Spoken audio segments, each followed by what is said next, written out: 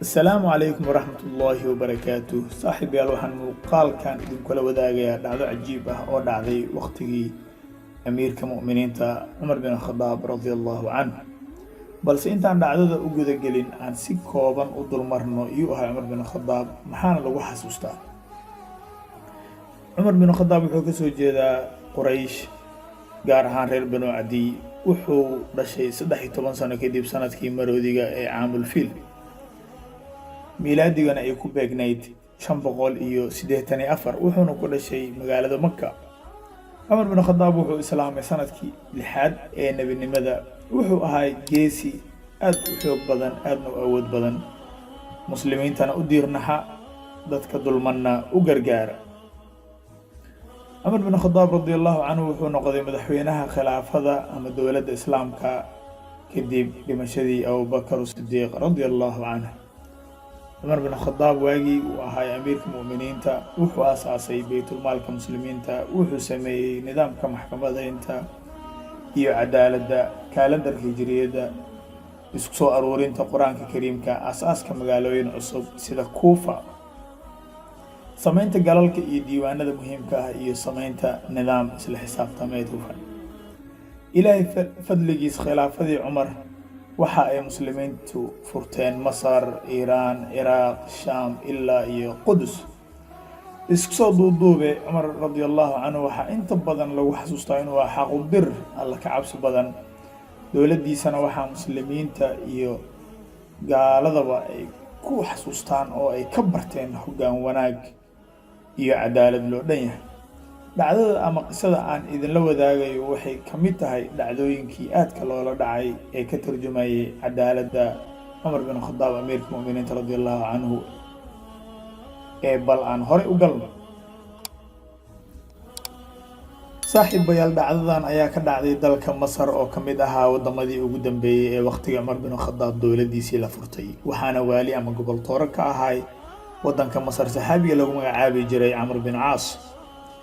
maalmaha kamid ah ayaa waxaa tartan fardeed galay wiilka waaliga iyo nin gaal ah oo kamid ahaa dadkii ku noolaa maginta islaamka ama sida loo yaqaan ahludimmada. waxaana tartankii ku guuleystay ninkii gaalka ahaa, kadibna wiilkii waaliga ayaa ka xumaaday.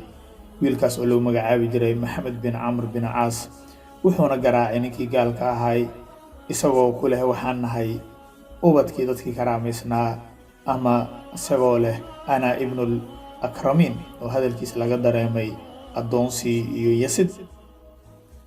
ninkii ayaa u safray Madiina oo markaas ahayd madaxtooyada Umar bin Khattab radiyallahu anhu ama madaxtooyada islaamka baan dhaho, wuxuuna u dacwooday amiirkii mu'miniinta. dhageysigiisa kadibna waxa waraaqad degdeg ah loo qoray Masar iyadoo lagu amray Amr bin Aas oo waaligi ahaa iyo wiilkiisaba in ay yimaadaan Madiina. markii iyagana laga dhageystay oo falku ku cadaaday ayaa Umar radiyallahu anhu uu u yeeray ninkii Misriga ahaa, wuxuuna u dhiibay ushii uu Umar lahay kuna amray in uu ka arguto. ninkii markii uu argutayna wuxuu Umar ku sii daray hadalkiisa inuusan kala dhaxgali lahayn haddii uu sidoo kale uu ka arsan lahay Amr bin Aas, maadaama uu madaxweyne yahay dartiis uu wiilkiisu dulmigaas u geystay. balse ninkii ayaa yiri wiilkan ayaa garaacay waana ka argutay waana dawoobay.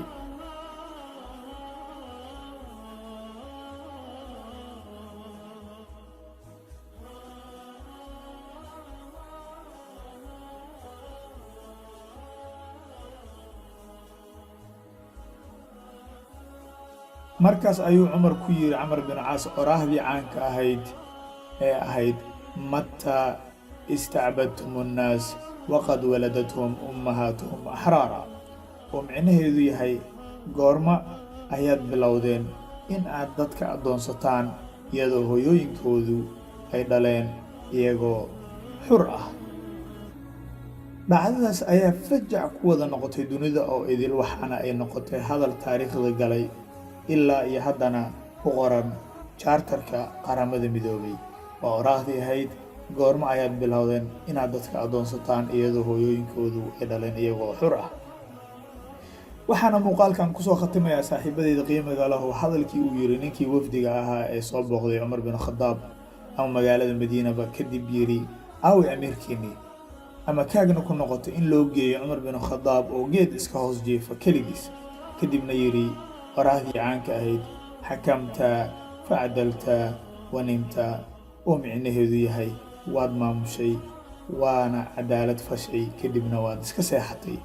yacni cabsi la-aan ayaad iska hurday maadaama aad shaqadaada si saxa u gudatay, cadaaladiina aad ilaalisay. ilaahay waxaan ka baryaynaa in uu noo soo saaro maamul cadaalad ah, ummadana u diirnaxa sida cumar bin khadaab radi allahu canhu.